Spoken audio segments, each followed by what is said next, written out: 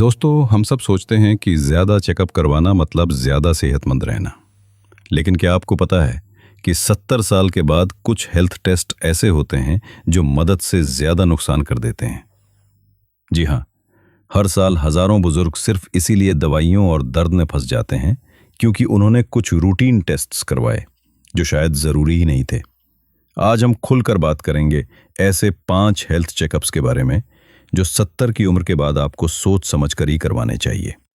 इनमें से दूसरा और पहला टेस्ट तो आपको सच में चौंका देगा। तो कमेंट में लिखिए आपकी उम्र कितनी है और आपने आखिरी बार कौन सा हेल्थ टेस्ट करवाया था, क्योंकि ये वीडियो आपको और आपके परिवार दोनों को कुछ बड़ा सोचने पर मजबूर कर देगा।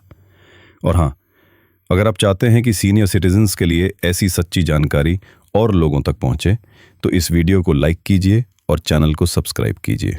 ये टेस्ट सुनने में तो एकदम हार्मलेस लगता है, बस एक स्कैन और रिपोर्ट। लेकिन 70 की उम्र के बाद ये टेस्ट कई बार डर ज्यादा फैलाता है, फायदा कम देता है। डीएक्सए स्कैन अक्सर बताता है कि हड्डियां कमजोर हो रही हैं, लेकिन यह बढ़ती उम्र की नॉर्मल प्रोसेस है।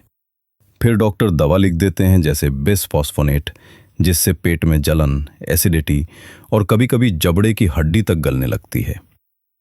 एक बड़ी रिसर्च में पाया गया कि 70 साल के बाद हड्डी मजबूत करने वाली इन दवाओं से फ्रैक्चर का खतरा सिर्फ 0.3% तक घटता है, जबकि इनके साइड इफेक्ट्स कहीं ज्यादा बढ़ जाते हैं। सरला देवी 76 साल की रिटायर्ड म्यूजिक टीचर, हर सुबह सैर करती थी, कभी गिरी नहीं। उनकी डॉक्टर ने रूटीन चेकअप में डीएक्सए स्कैन करवाया। रिपोर्ट में हल्का बोन लॉस आया। दवा शुरू की गई और 3 महीने में ही उन्हें एसिडिटी और जबड़े में दर्द शुरू हो गया। पियानो बजाना तो जैसे छूट ही गया। जब उन्होंने दवा बंद की और विटामिन डी, हल्का व्यायाम और कैल्शियम वाला खाना अपनाया, 1 साल में वही सरला देवी फिर से स्टेज पर थीं, पहले से ज्यादा मजबूत। उम्र के साथ भूलना आम बात है, लेकिन जैसे ही कोई कहता है एमआरआई करवा लीजिए, डर बढ़ जाता है। असल में 70 के बाद एमआरआई में जो व्हाइट स्पॉट दिखते हैं वो ज्यादातर नॉर्मल एजिंग का हिस्सा होते हैं, कोई बीमारी नहीं। एक स्टडी में पाया गया कि 86% सीनियर सिटीजन्स की एमआरआई रिपोर्ट एबनॉर्मल लगी, पर सिर्फ 3% में वाकई इलाज की जरूरत थी। शंकरलाल जी 74 साल के, कभी कभी नाम भूल जाते या चाबियां ढूंढने में वक्त लग जाता। डॉक्टर ने एमआरआई करवाई, रिपोर्ट में कुछ व्हाइट स्पॉट्स निकले और वे डर गए। उन्होंने गाड़ी चलाना छोड़ दिया, बाहर निकलना कम कर दिया। लेकिन जब मेमोरी टेस्ट किया गया, सब नॉर्मल था। जब उन्होंने ध्यान दिया कि उन्हें बस ज्यादा नींद और हाइड्रेशन की जरूरत है, तो धीरे धीरे सब ठीक हो गया। इसलिए जब तक सिम्टम्स गंभीर ना हो, सिंपल मेमोरी टेस्ट एमआरआई से कहीं बेहतर है। अक्सर सीनियर पेशेंट्स को हल्की थकान या सांस फूलने पर डॉक्टर कहते हैं एक स्ट्रेस टेस्ट करा लीजिए, लेकिन 70 की उम्र के बाद ये टेस्ट कई बार उल्टा असर डाल देता है। रिसर्च कहती है कि इस उम्र में स्ट्रेस टेस्ट के फॉल्स पॉजिटिव रिजल्ट्स 40% तक होते हैं, यानी प्रॉब्लम दिखाई देती है जब वास्तव में कुछ होता ही नहीं। फिर शुरू होती है एंजियोग्राफी, स्टेंट या बाईपास की प्रक्रिया, और उससे कई नए रिस्क। राजकुमार जी रोज टहलते थे, बस कभी कभी चढ़ाई चढ़ने पर थकान महसूस होती थी। स्ट्रेस टेस्ट कराया गया, रिपोर्ट अस्पष्ट आई और एंजियोग्राफी की सलाह दी गई। थोड़ा संकीर्णता दिखा तो स्टेंट डाल दिया गया, लेकिन डाई की वजह से किडनी इन्फेक्शन हो गया। 6 दिन हॉस्पिटल में रहना पड़ा और बाद में पता चला असली वजह डिहाइड्रेशन थी। अगर आपको सीने में दर्द या तेज सांस की दिक्कत नहीं है तो सिंपल ईसीजी या कैल्शियम स्कैन ज्यादा सुरक्षित और किफायती है। 70 की उम्र के बाद ये जांच अक्सर जरूरत से ज्यादा की जाती है। तैयारी में भारी लैक्सेटिव्स लिए जाते हैं जिससे शरीर कमजोर हो जाता है, और एनेस्थीसिया से दिमाग पर भी असर पड़ सकता है। एक स्टडी में पाया गया कि हर 1000 कोलोनोस्कोपी में केवल 2 जीवन बचते हैं, लेकिन 20 लोग गंभीर जटिलताओं से गुजरते हैं। सुशीला बाई 73 साल की, कोई लक्षण नहीं थे, लेकिन डॉक्टर ने प्रिकॉशन में टेस्ट लिख दिया।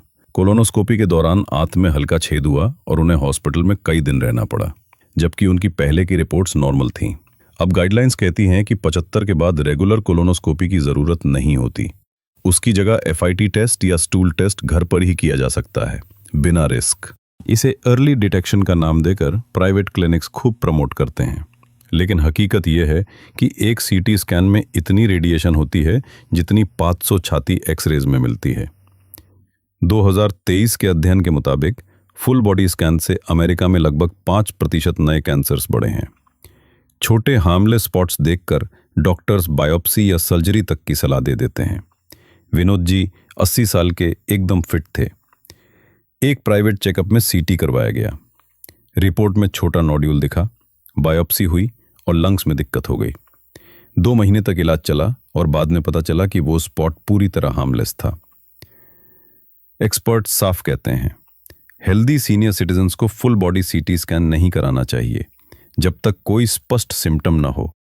तो दोस्तों, ये थी वो 5 हेल्थ चेकअप्स जो 70 साल के बाद फायदेमंद से ज़्यादा खतरनाक हो सकती हैं।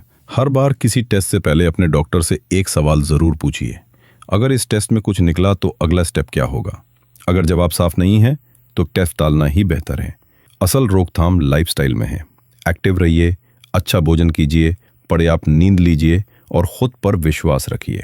अब बताइए, क्या आपके या आपके किसी परिचित के साथ कभी ऐसा हुआ कि किसी टेस्ट ने नुकसान पहुंचा दिया हो? अपना अनुभव कमेंट्स में ज़रूर साझा करें। और हाँ, इस वीडियो को लाइक करें और चैनल को सब्सक्राइब करना ना भूलें, ताकि हम आपके लिए ऐसी और सच्ची हेल्थ जानकारी लाते रहें।